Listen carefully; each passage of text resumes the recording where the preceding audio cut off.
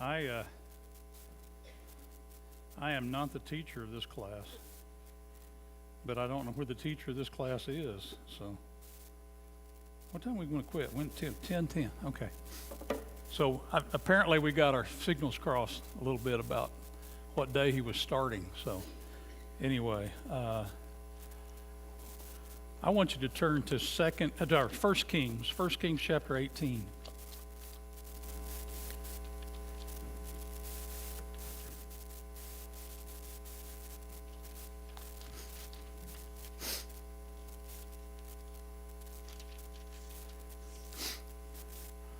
I'm going to be teaching in the fellowship hall after this particular Sunday, and I'm going to talk about, for the next 12 weeks after that, about my favorite Bible stories.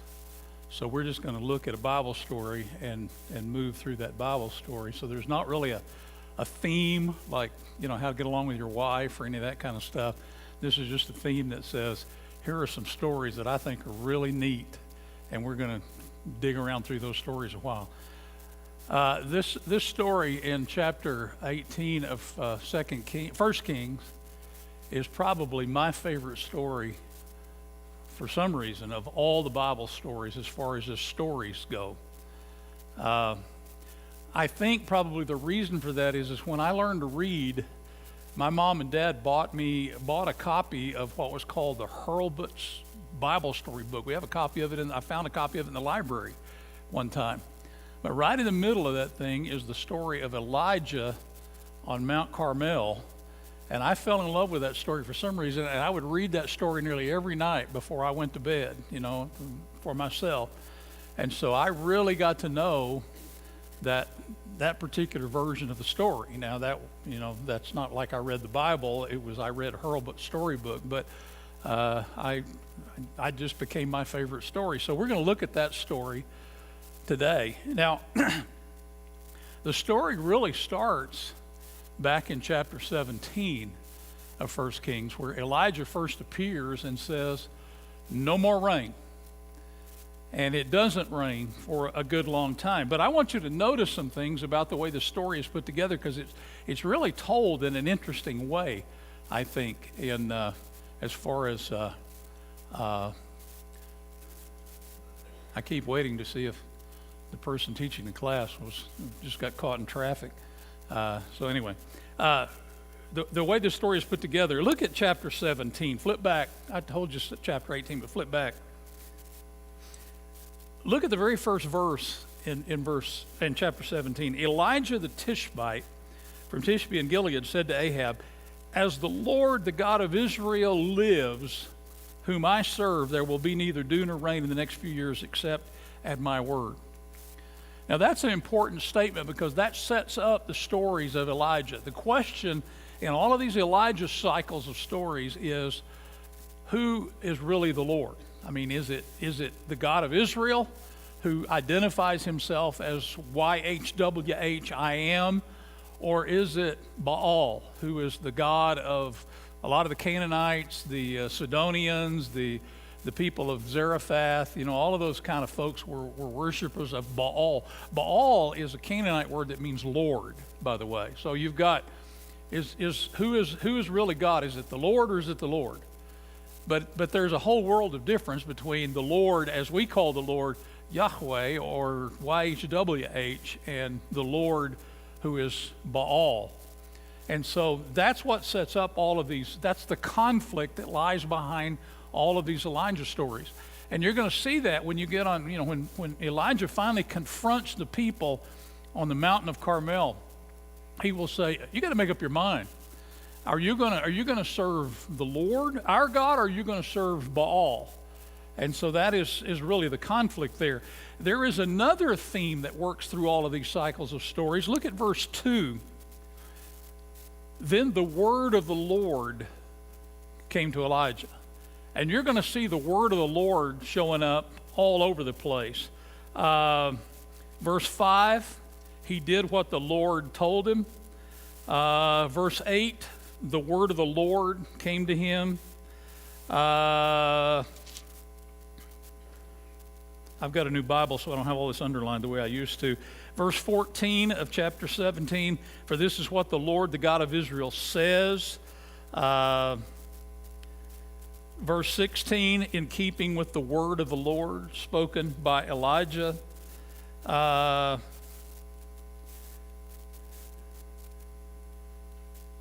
Where's the next one? Oh, verse 24, the woman said, this is after Elijah brings the little boy back to the dead, the widow's son back from the dead. The woman said to Elijah, now I know that you're a man of God and that the word of the Lord from your mouth is the truth. And then in chapter 18, you'll have the same thing. You can just go through there and underline all of those places where it talks about the word of the Lord. And that's going to be the real thing that works behind this issue of, is God really the God of the Hebrews? Is he really the God of heaven and earth? Is the idea that his word comes true. And when you get to Isaiah, you read Isaiah and you go back and look at these particular chapters in 1st and 2nd Kings about the Elijah cycle, and you're going to see some really familiar looking stuff, because one of the issues in Isaiah is, I am the Lord and there is no other.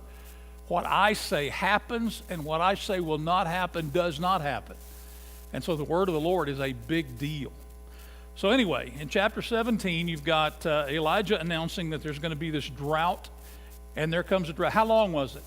How long was the drought?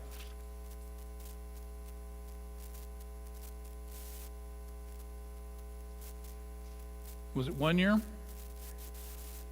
Three various places say different things. 3 to 3.5 years. 3 or 3.5 years. Okay? You're going to run into that number again in Revelation, by the way, and when you do that, you want to relate that right back to the 3.5 years of Elijah. But nevertheless, Elijah announces there's not going to be rain, and there is not rain for 3.5 years. And then in chapter 18, after a long time, in the 3rd year, the word of the Lord, there's that word of the Lord business again, the word of the Lord came to Elijah, go and present yourself to Ahab, and I will send rain on the land. So Elijah went to present himself to Ahab. Who is Ahab? He's the king of Israel. What's noteworthy about Ahab? He's married to Jezebel. Did you guys name any of your kids Jezebel? For that matter, did you toy around with naming any of your kids Ahab? Why? Why do we not call people Jezebels and Ahabs anymore? Because of what? Yeah, these guys in the Bible, Ahab and Jezebel, are bad guys. You know, we're not going to name. I did run into a woman one time named Delilah. And I thought, what in the world did your parents have against you? You know, that they would. But I think that's going to become more common as our world gets away from the Bible and Bible knowledge. But anyway, Ahab is the king of Israel. And what are Ahab and Jezebel noted for? As king and queen. Idol worship. They introduced the worship of the god Baal, B-A-A-L. And that's the big thing about these guys. Ahab is just blistered for that. Now, Ahab has some sensitivity for Yahweh, the God of Israel. He'll occasionally repent and say, you know, what I've been doing was wrong, and he'll go back and worship Yahweh. But he always kind of gravitates back toward Baal and the worship of Baal. So anyway, look at this encounter between Ahab and Elijah. Now the famine was severe. This is second half, verse 2. Now the famine was severe in Samaria, and Ahab had summoned Obadiah, his palace administrator. Obadiah was a devout believer in Yahweh, in the Lord.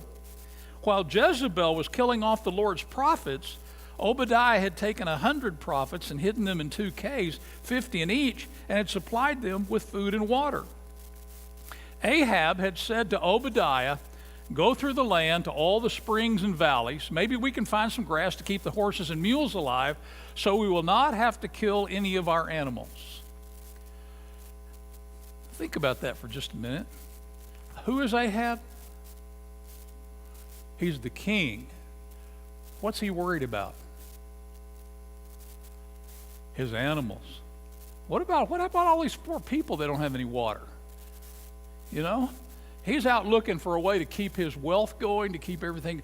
You get a picture of Ahab right there that is pretty dismaying. Rather than trying to help people and caring about people, he has gotten into, let's take care of my horses. And part of that is political power. Horses represent military strength. Part of that is just stinking self-centeredness. Ahab is one of these kind of guys that only looks out for himself. So that's what he's worried about. So they divided the land they were to cover, Ahab going in one direction and Obadiah in another. And this is not, by the way, the Obadiah that the Bible book is named after, Obadiah. This is a different Obadiah. Verse 7, as Obadiah was walking along, Elijah met him. Obadiah recognized him, bowed down to the ground, and said, "Is it really you, my lord Elijah?" "Yes," he replied. "Go tell your master Elijah is here." "What have I done wrong," asked Obadiah, "that you're handing your servant over to Ahab to be put to death?" Now, since none of us speak, how many of you speak Hebrew? None of us here speak Hebrew. We're going to miss what went on right there, right off the bat, because in Hebrew, that's really important. Because what Obadiah is doing is kind of walking around with his hands in his pockets, and he's looking around, trying to see where are we going to pasture all these horses. Is there any green grass? And he's kind of looking like the land between San Juan and Logan out there that I travel, to go to the lake, that just bare and brown and dry. And all of a sudden he turns around, and there's Elijah standing there. And Elijah says, "Go and tell Ahab, Elijah is here." Now, in Hebrew, what that says is, tell Ahab, behold, Elijah. Now, Eliyahu is Elijah's name in Hebrew. Eliyahu. Okay? Do you know how to say, my God is Yahweh in Hebrew? Take a guess. Eliyahu. That's the way you say it in Hebrew. So here is what Obadiah hears from Elijah.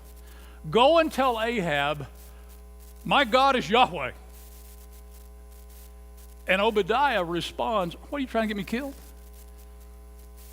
Who's God? Who does Ahab worship as God? At this particular moment, not Yahweh, the God of the Hebrews, he's worshiping Baal. And he's pretty mad at Yahweh because there's no rain, 3.5 years. And Elijah said, no rain. But what Elijah tells Obadiah is, you go and tell Ahab, my God is Yahweh. And Obadiah responds, no way. It's in English, it doesn't really work out that way. But Obadiah is put in danger here. What have I done wrong, verse 9, that you are handing your servant over to Ahab to be put to death? As surely as the Lord your God lives, we've heard that one before, right? Back in chapter 17 and verse 1. As surely as the Lord lives, there will be no rain. As surely as the Lord lives, there is not a nation or kingdom where my master has not sent someone to look for you. And whenever a nation or kingdom claimed you weren't there, he made them swear they couldn't find you. But now you tell me to go to my master and say, Eliyahu. It just gets worse all the time. Not only am I going to have to, when he figures out exactly what I'm saying, first of all, he's going to be mad that I would say, my God is Yahweh. And second of all, he's going to be pretty mad when he figures out I'm talking about you. Elijah is here. Where have you been hiding him? I know you've been hiding prophets in the caves. And Obadiah is challenged to do something really dangerous. Verse 12, not only that, I don't know where the Spirit of the Lord may carry you when I leave you. If I go and tell Ahab and he doesn't find you, he'll kill me. Yet I, your servant, have worshiped Yahweh since my youth. Haven't you heard, my Lord, what I did while Jezebel was killing the prophets of the Lord? I hid 100 of the Lord's prophets in 2 caves, 50 in each, and supplied them with food and water. And now you tell me to go to my master and say, Elijah's here? He'll kill me. Elijah said, as the Lord Almighty lives, whom I serve, I will surely present myself to Ahab today.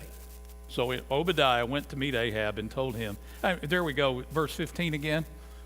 As surely as the Lord Almighty lives. There's that issue again. So Obadiah went to meet Ahab and told him, and Ahab went to meet Elijah. When he saw Elijah, he said to him, "Is that you, you trouble of Israel?" "Well, I've not made trouble for Israel," Elijah replied, "but you and your father's family have. You have abandoned Yahweh's commandments and have followed the Baals. Now summon the people from all over Israel to meet me on Mount Carmel, and bring the 450 prophets of Baal and the 400 prophets of Asherah who eat at Jezebel's table." Why do you suppose Elijah wanted to meet on Mount Carmel?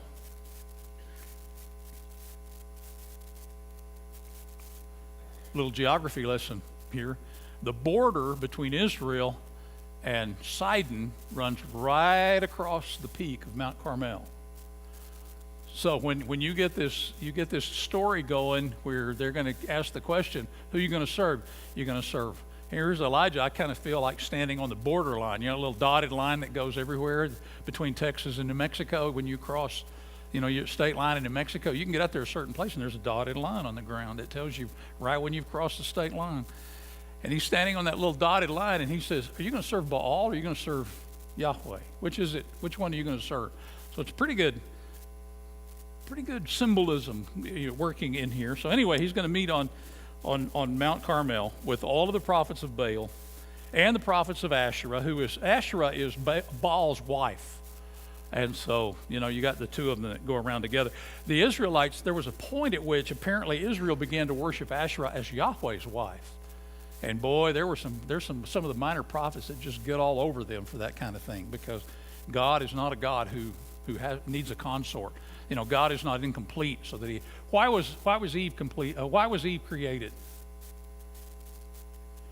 Because Adam was lonely and he needed somebody, and so God created Eve, right? Well, what about God? He has Asherah. Here is God. He's lonely. He's incomplete, and you give him this wife. Boy, that's a whole different way of thinking about God. We think about God as being absolutely adequate. I mean, God is totally okay. I mean, God doesn't need anybody. The reason God created us was not because he needed us. God created us because he loved us.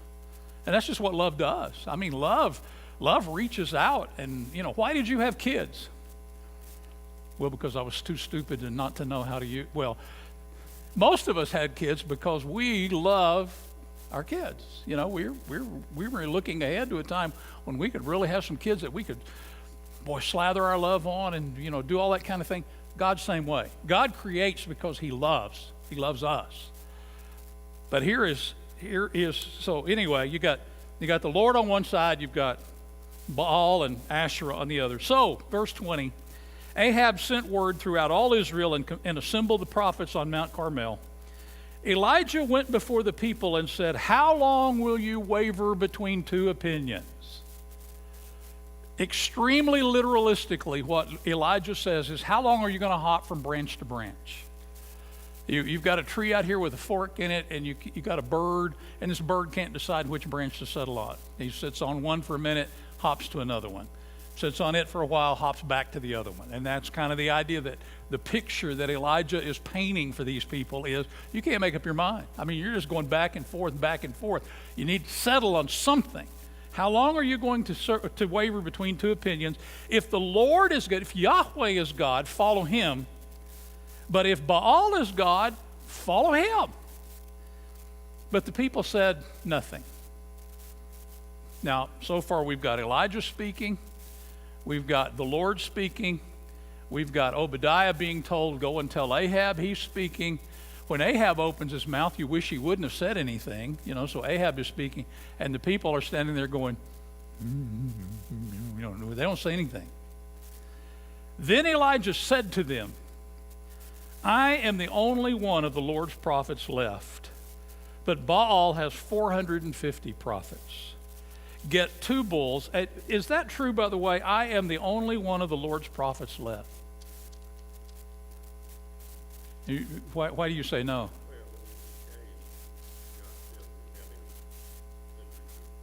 Okay. All right. A little bit later, he's going to be on Horeb, on Mount Sinai, crying and whining about how horrible it all is. And God said, "Hey, I've got 7,000 people that are still on my side." But What have we been told about Obadiah twice already in the story? He saved at least 100 prophets himself from being killed. So it's not like Elijah, already you begin to get the idea that Elijah feels a little bit sorry for himself. Now I know he's really brave, but kind of keep in mind the whole story, and don't be surprised when you get to the story where Elijah is just whining and crying and he's ready to die. And God said, okay, fine with me. I don't need you, Elijah. I'm going to use you if you want to be used, but I can use Elisha just as well as I can use you. So anyway, verse 23, get 2 bulls.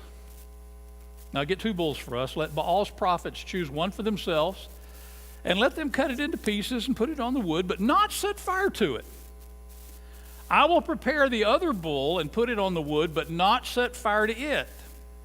Then you call on the name of your God, and I will call on the name of the Lord, the God who answers by fire. He is God. Pretty audacious test, right? I mean, I don't know how that works. I would not dare get up in front of this congregation and say, all right, we're going to have a contest today, and we're going to see who the Lord really is. And we're going to put two fireplaces up here, and whichever one the Lord lights, whichever Lord, we got Satan and God up here, and whichever one, we're going to call on the name of either one of them, and whichever one lights. I have no idea what got into Elijah that he would say, all right, here's the test.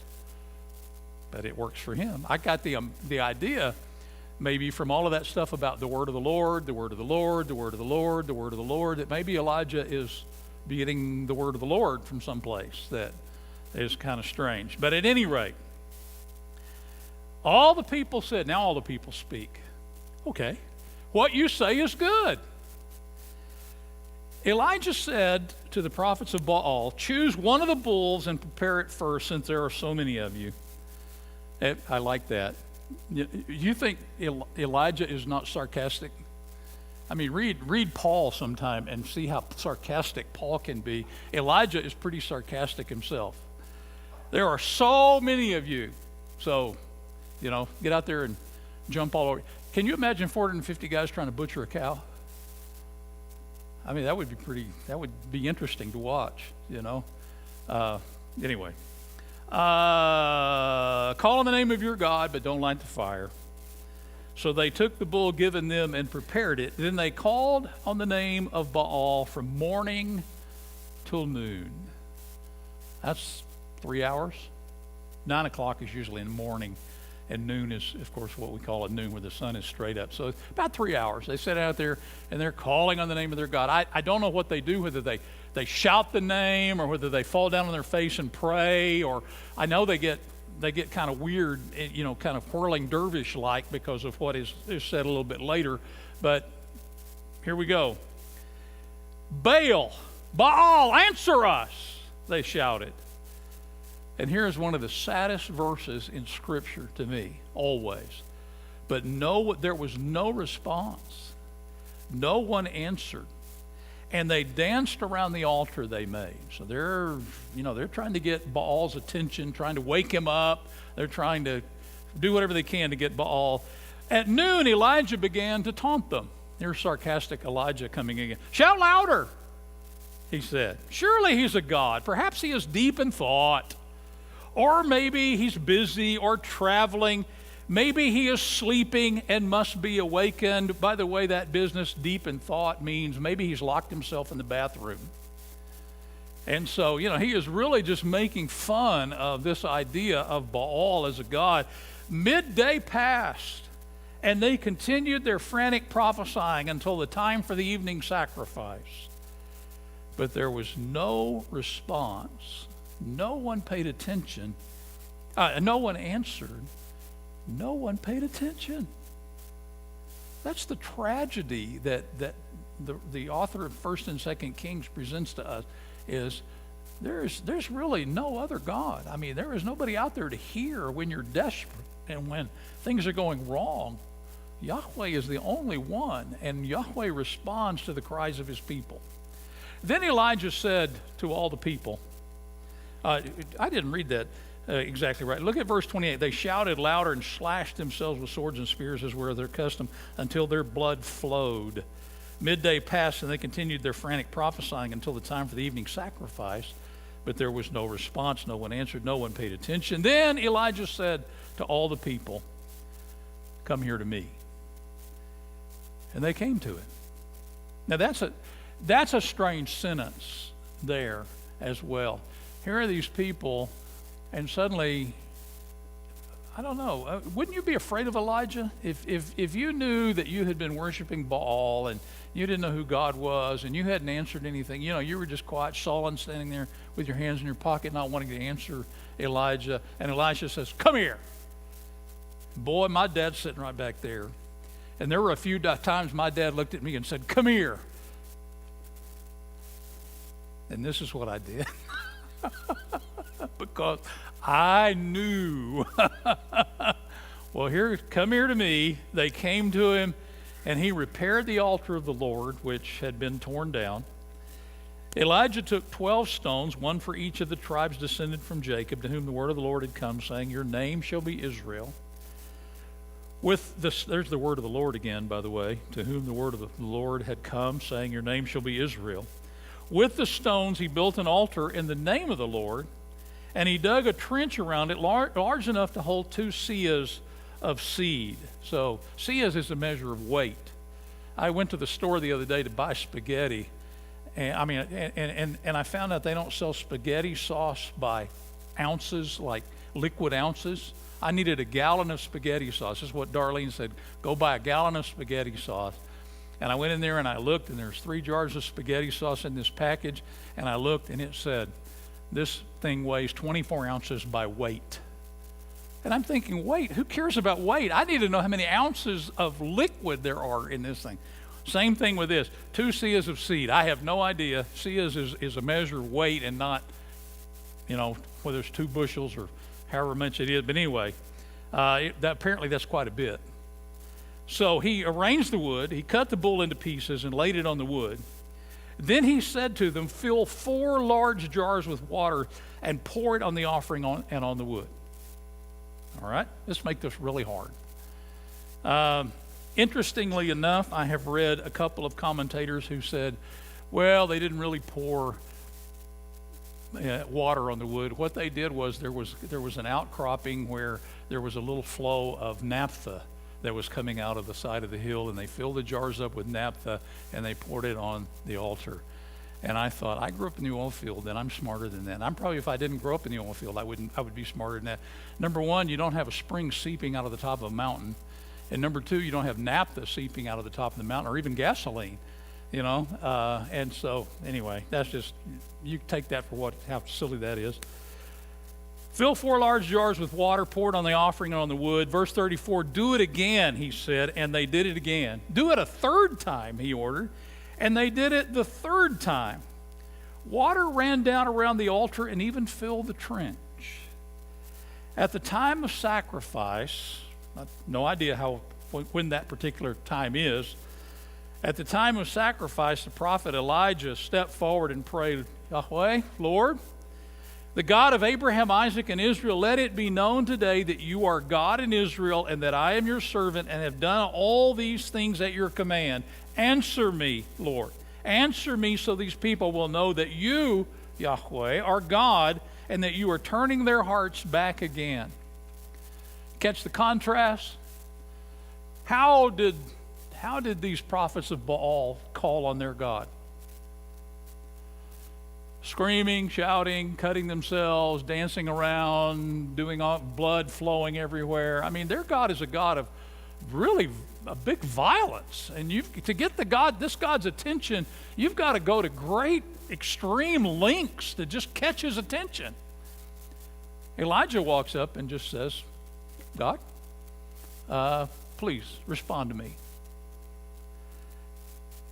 Then the fire of the Lord fell. That's verse 38. The fire of the Lord fell and burned up the sacrifice, the wood, the stones, and the soil, and also licked up the water in the trench. When all the people saw this, they fell prostrate. I guess so. They fell prostrate and they cried, Yahweh, he is God. Yahweh, he is God. Then Elijah commanded them, "Seize the prophets of Baal. Don't let anyone get away." They seized them, and Elijah had them brought down to the Kishon Valley and slaughtered there. And Elijah said to Ahab, "Go and drink, for there is the sound of a heavy rain." So Ahab went off to eat and drink, but Elijah climbed to the top of Mount Carmel. There's an interesting deal that goes on. Verse 41 down through verse 46, there is this constant repetition of the word Allah in Hebrew, which means to go up. And you just keep running into that word all over the place, to go up, to go up, to go up. He tells Ahab, "Go up and eat and drink, for there's the sound of a heavy rain." So Ahab went up to eat and drink, and Elijah went up to the top of Mount Carmel, bent down to the ground and put his face between his knees. "Go up," he told his servant, "toward the sea." He goes up and he looks. There's nothing there. 7 times Elijah says, "Go up." The 7th time the servant reported, a cloud as small as a man's hand is going up from the sea. So Elijah says, "Go up," and tell Ahab, "Hitch your chariot and go down." Now you've got to go down before the rain stops you. The sky grew black with clouds. A wind came up. A heavy rain started falling. And Ahab rode off to Jezreel. Okay, so let me read verse 41 through the end. I just wanted to show you that. I'm not sure what the significance of that is. I just discovered that a couple of weeks ago as I was reading that particular thing. I was listening to a preacher preach about prayer, and he was in this passage, and so I got to looking at it in Hebrew and suddenly realized, man, "go up" is all over this thing. And there's got to be a reason, but I don't know what it is. Maybe it's just easy to remember. I don't know. But at any rate, Elijah said to Ahab, this is verse 41. Elijah said to Ahab, "Go eat and drink, for there's the sound of a heavy rain." So Ahab went off to eat and drink, but Elijah climbed to the top of Mount Carmel. There's kind of the weird thing about Ahab. You know, Ahab's standing here watching this thing. All of my prophets, the prophets of Baal, they just about killed themselves, and they didn't, nobody answered them. Elijah prays this simple prayer, burns up everything, not only just the sacrifice, but also the wood and the altar and the trench.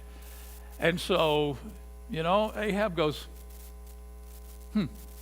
Now the people fall down and they start shouting, "The Lord, He's God!" You get the idea of Ahab going, how about that? He's not just real impressed. He's just kind of there. And Elijah tells him, "Go eat and drink. There's the sound of a heavy rain." And Elijah kind of wanders off and gets in his chariot and said, okay. So he goes off to the restaurant, and you just wonder, what kind of guy is this? He is definitely not a real winner of a king, even though he is considered in the Middle East to be one of in this particular period, to be one of the stronger, most powerful kings. Competes with the Babylonian kings and the Assyrian kings and the Egyptian king. He's really a powerful guy, well looked upon. And he's not too impressive to God, apparently. So Ahab went off to eat and drink, but Elijah climbed to the top of Mount Carmel, bent down to the ground, put his face between his knees. "Go up and look toward the sea," he told his servant. And he went up and looked. "Nothing there," he said. 7 times. That word 7, kind of gets thrown around a lot. Remember a little bit later, Elisha is going to be the prophet of God, and a guy named Naaman shows up at his door and said, "I'm full of leprosy. You got anything you can do for me?" And Elisha just says, go wash yourself 7 times in the Jordan River. And so he goes and dips himself 7 times in the Jordan River, and what happens to Naaman? He's completely whole. There's something about that number 7, probably the idea that this is God in action. When you start doing things 7 times like this at the command of the Lord, then it's a symbolic number to say, here's God at work. 7 times Elijah says, "Go back." The 7th time, the servant reported, a cloud as small as a man's hand is rising from the sea. So Elijah said, and I like that word "so" there. So Elijah said, a little bitty tiny cloud coming up, "Go and tell Ahab, hitch up your chariot and go down before the rain stops you." I mean, it's fixing to come a big rain. Out of a little old cloud that's only as big as your hand? That's not even a big thunderhead. That's the way it goes. Meanwhile, the sky grew black with clouds. The wind rose. A heavy rain started falling, and Ahab rode off to Jezreel. The power of Yahweh came on Elijah, and tucking his cloak into his belt, he ran ahead of Ahab all the way to Jezreel. Now, I get the picture in verses 4 and 5 that Ahab is whipping those horses. Boy, you know, he's got to get back before lightning strikes. He's already seen lightning strike the altar and burn it up, and now lightning is flashing all around him, and you're wondering what's going to happen to me. And so he's he's going like mad back to Jezreel, and Elijah comes running out of down the hill and passes the chariot as fast as it's going, and he just kind of runs along ahead of Ahab to Jezreel. And that's pretty amazing. That's pretty neat to see Elijah. He's a winner. Things are going well for Elijah. Now, we're going to stop that particular story there. This will be the first time in your life we ever got to class out before, almost when we're supposed to. But nevertheless, we're going to stop that story there. But what happens next? Elijah running in triumph out ahead of Ahab's chariot. Things are going great. Ahab told Jezebel everything Elijah had done and how he'd killed all the prophets with the sword. So Jezebel sent a messenger to Elijah to say, "May the gods deal with me, be it ever so severely, if by this time tomorrow I do not make your life like that of one of them." In other words, I'm going to kill you. Elijah was afraid and ran. He ran for his life. And now, you watch those cartoons, where the little cartoon characters are going one direction, suddenly they zip and they're going in the other direction, and all you see is the little cloud of smoke that's still standing there, as this thing is, boom, he's taken off, the road runner. And he takes off, and there's just a little cloud. All you see is a little cloud of smoke where Elijah was standing, because he's running, and he doesn't run just out of town. He runs to Beersheba in Judah. That's 20, 30 miles. He runs to Beersheba in Judah. He leaves his servant there, and while he himself went a day's journey into the wilderness, and he stops there, and he gets just enough nourishment by the Lord to go on down to Mount Sinai out in the middle of the Sinai desert, and you have that big encounter, which is another one of my favorite stories in chapter 19.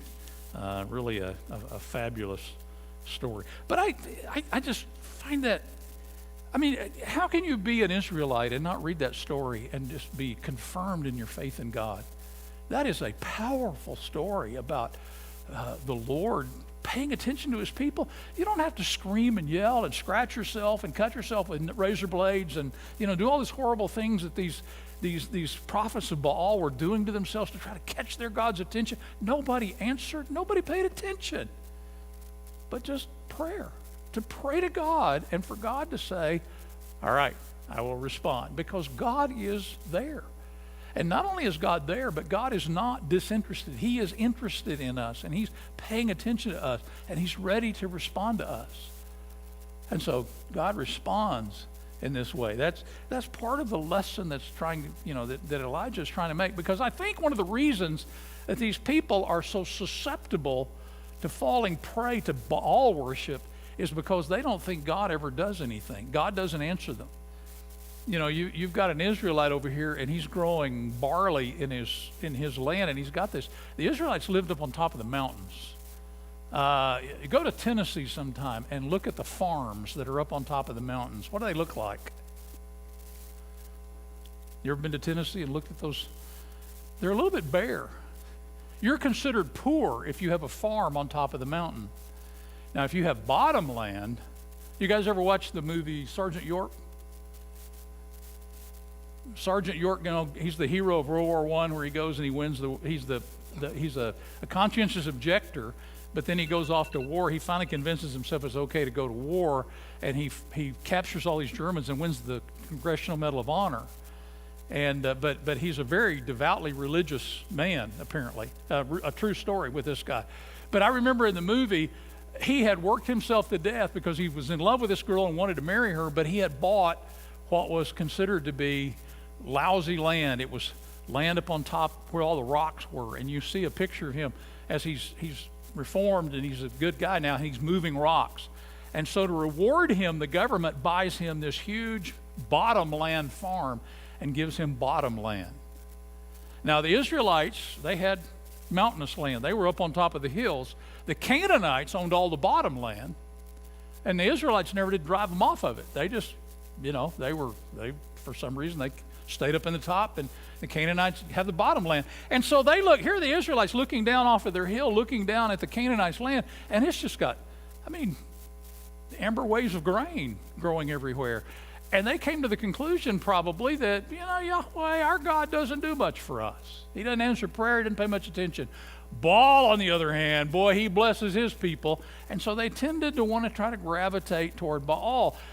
Now, the fallacy in what they're thinking is, if they had driven the Canaanites out in the first place, like God told them to do years before, they would have been fine. But as it is, they are kind of living through the consequences of not doing what God told them in the first place, and then they want to throw God over, and their God over, Yahweh, and they want to go and worship Baal.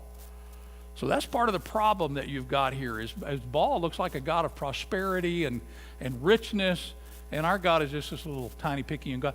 But Elijah says, Yahweh answers. When you're the right kind of person, when you're what you ought to be, God is going to pay attention and answer you. And so there is that particular lesson there. And the graciousness of God to give his... You have this... In this story, I tried to point out how, Ahab is self-centered and he's worried about horses and stuff instead of about his people. And then, when it comes time to go back to Jezreel, he's not worried about his people getting the rain that they need. He just goes off to eat and drink. And that's usually, eating and drinking is not usually something that's real. You don't eat just cheese and crackers. You're talking about rich guys eating huge meals. And so you get this picture of Ahab being this really self-centered guy. And the contrast is not between Ahab and Elijah. The contrast is between Ahab and God. Between a God who cares about his people and gives them rain, and Ahab who just goes home, and feeds his people. All right, let's pray, and we'll put an end to that. Holy Father, we thank you that you hear us. And we struggle, Father, to be faithful people, to be people who see with eyes of faith and not with just the common, ordinary eyes turned toward the things around us. Father, we want you to be our God, and you are our God because we are your people. You've chosen us, and we thank you for that. Please bless us and be with us, and I pray in Jesus' name, amen. Thank you very much.